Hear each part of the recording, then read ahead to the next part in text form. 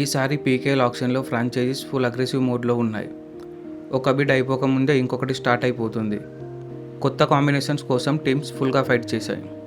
అయితే day 1 ఆక్షన్లో biggest twist ఏంటంటే ఒక అన్ఎక్స్పెక్టెడ్ ప్లేయర్ అన్సోల్డ్ అయ్యారు. అది ఎవరో ఈ వీడియోలో తెలుసుకుందాం. ఇక ఆక్షన్ స్టార్ట్ అవ్వడంతోటే బిగ్గెస్ట్ హెడ్లైన్స్ క్రియేట్ చేసిన ప్లేయర్ శార్దుల్. గుజరాత్ జైంట్స్ శార్దుల్ను 2,23 lakhsకి కొన్నారు. ఆక్షన్లో వరుసగా శార్దుల్ థర్డ్ టైం 2 crore మార్క్ని క్రాస్ చేశాడు. పీకేఎల్ 10లో 2,35,00,000కి, పీకేఎల్ 11లో 2,07,00,000కి వెళ్ళి ఇప్పుడు మళ్ళీ బ్లాక్ బస్టర్ బిట్తో హెడ్లైన్లో ఉన్నాడు.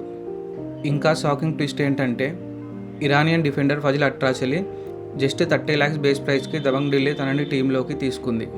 ఇక పవన్ షెరావత్ని తమిళ్ తలైవాస్ 59.50 lakhsకి తీసుకున్నారు. నెక్స్ట్ ప్లేయర్ భరత్ కోసం Telugu Titans and Bengal warriors మధ్య బిడ్డింగ్ వార్ జరిగింది. బట్ ఫైనల్గా తెలుగు టైటాన్స్ 81 lakhsకి సొంతం చేసుకున్నారు. శుభం సిండేని కూడా తెలుగు టైటాన్స్ 80 lakhsకి తీసుకున్నారు. దీపక్ సింగ్ కోసం 86 lakhsకి బెంగళూరు బుల్స్ బిడ్ చేశారు. కానీ ఎఫ్బిఎం యూజ్ చేసి పట్నా పైరట్స్ మళ్ళీ టీంలోకి తీసుకున్నారు. ఇక యోగేష్ కోసం ఎవరు ఎక్స్పెక్ట్ చేయని విధంగా Bengaluru bulls, Bengal warriors and Patna pirates పోటీ పడ్డాయి. ఫైనల్గా బెంగళూరు బుల్స్ 1.125 crores కొన్నారు. అషు మాలిక్ కోసం బెంగాల్ వారియర్స్ 1.90 crores బిడ్ వేశారు. కానీ ఎఫ్బిఎం యూజ్ చేసి దబంగ్ ఢిల్లీ తనని మళ్ళీ టీంలోకి తీసుకుంది. అర్జున్ దేశ్వాల్ని తమిళ్ తలైవాస్ 1.405 crore పిక్ చేసుకున్నారు. ఇక పీకేఎల్ 11లో బెస్ట్ రైడర్ అయిన దేవాంగ్ దలాల్ని 2.205 crore బెంగాల్ వారియర్స్ సొంతం చేసుకున్నారు. డిఫెండర్ అంకిత్ కోసం కూడా హెవీ కాంపిటీషన్ పడింది.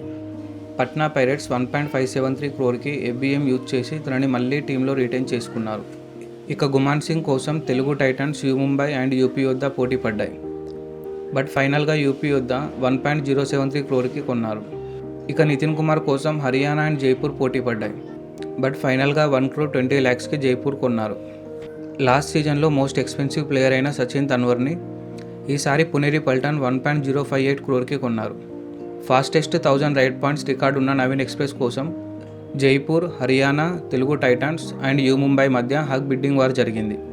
ఫైనల్గా హర్యానా స్టీలర్స్ 1.20 crore తనని టీంలో తీసుకున్నారు. కానీ డే 1లో చాలా షాకింగ్ మూమెంట్ ఏంటంటే Pradeep Narwal, one of the biggest name in kabaddi, unsold అయ్యారు. ఏ టీం కూడా తన మీద ఇంట్రెస్ట్ చూపించలేదు. ఇవి డే 1లో జరిగిన మేజర్ పిక్స్ అండ్ బిడ్డింగ్స్. కానీ ఇంకా డే 2 ఉంది. మరి మీ ఒపీనియన్ ఏంటి? ఏ టీం ప్లానింగ్ బెస్ట్ అనిపించింది? కామెంట్లో చెప్పండి. వీడియో నచ్చితే లైక్ అండ్ షేర్ చేయండి. ఇలాంటి మరిన్ని అప్డేట్స్ కోసం ఆటాభిమానిని సబ్స్క్రైబ్ చేయండి.